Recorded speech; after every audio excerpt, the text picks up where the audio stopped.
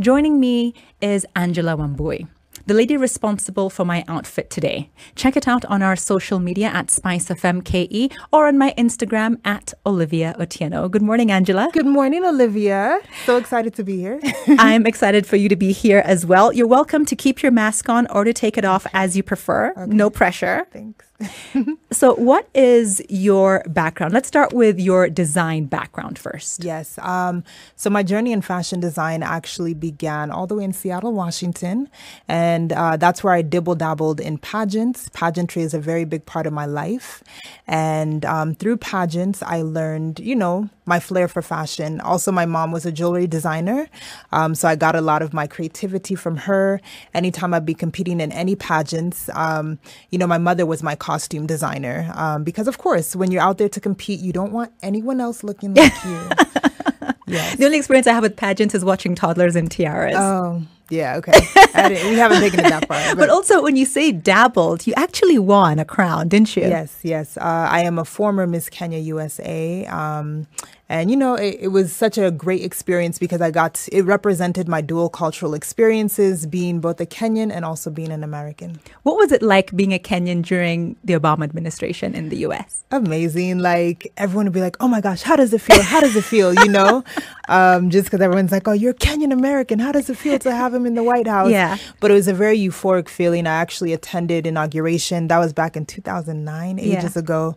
But I mean, the excitement and the energy, I can't even really describe it. It's one of those things where you would have had to just been there. But also the way people capitalized on the moment, yes. As in you would walk through the streets of Washington, D.C., you see people selling Obama buttons, hats, hot sauce, you name it. Everyone was capitalizing on the moment, but it was magical. Yes. Great. So your mother was a jewelry designer. Yes. You're a pageant queen. Mm-hmm. How was the transition? The transition into fashion design, I would say I've learned majority of what I know in this Nairobi, Kenya. Yes.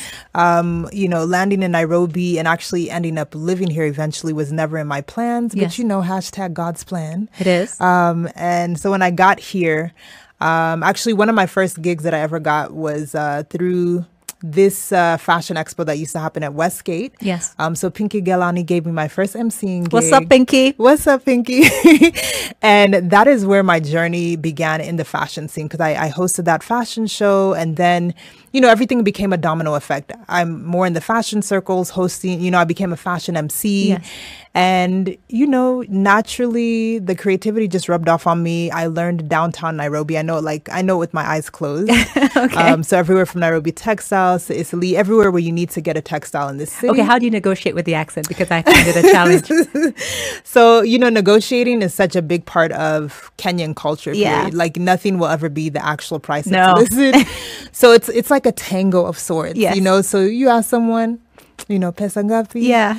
And then they tell you the price. You already know it's inflated, Yeah, especially because they're like, oh, she doesn't look like she's I from here. know. So you're like, it's okay, I'm leaving it. So then you pretend like you're walking away. Then they're like, no, come.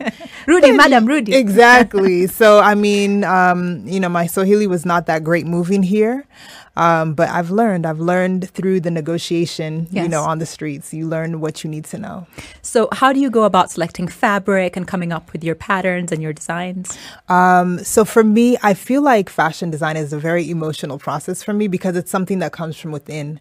So if you see my house, it looks like the Maasai market because it's full of fabric. Yeah. But if I see a fabric I like, already I envision the outfit immediately. It just comes into my head. So I will just pick up that piece of fabric, take it to the house. And when I'm ready to create that masterpiece, I bring it to life. Yes. Mm-hmm. Do you ever work with a team?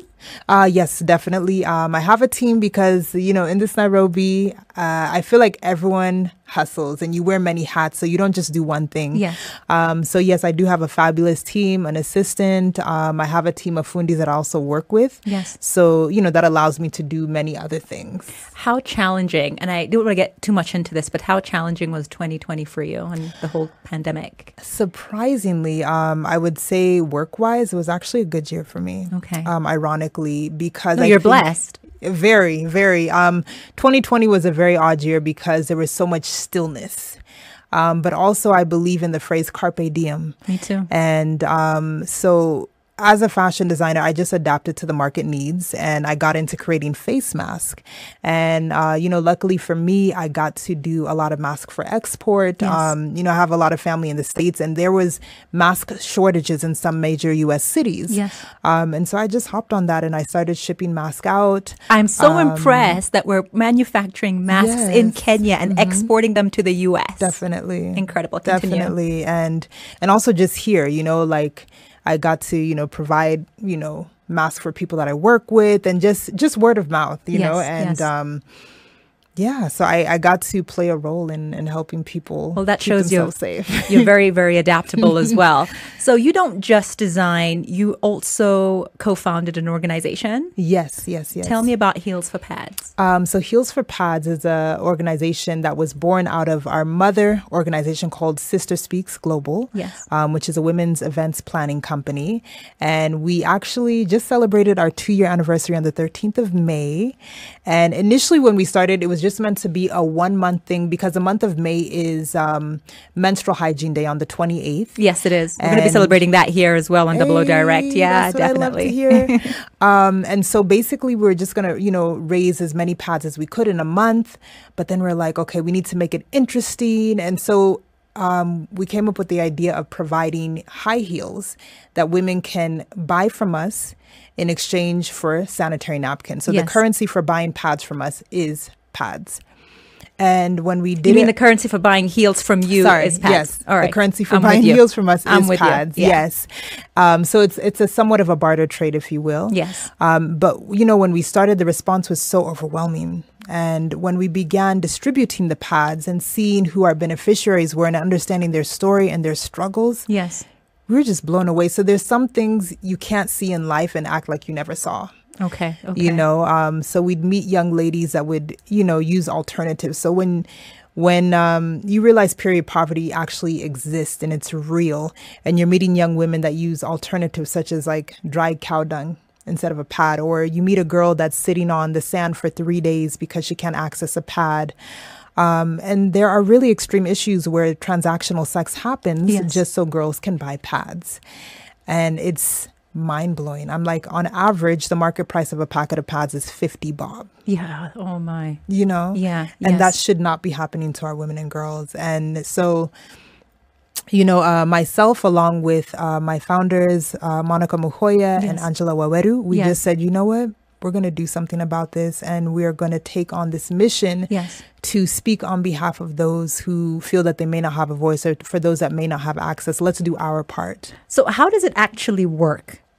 And when does it actually take place? Because I'm wondering, a pair of heels as opposed to 50 shillings for a packet of pads, I'm not understanding how that comes together. So actually, when we started, we always say that we're in the Ministry of Confidence. We want to build women's confidence all around. I want to be the CS for the Ministry of Confidence.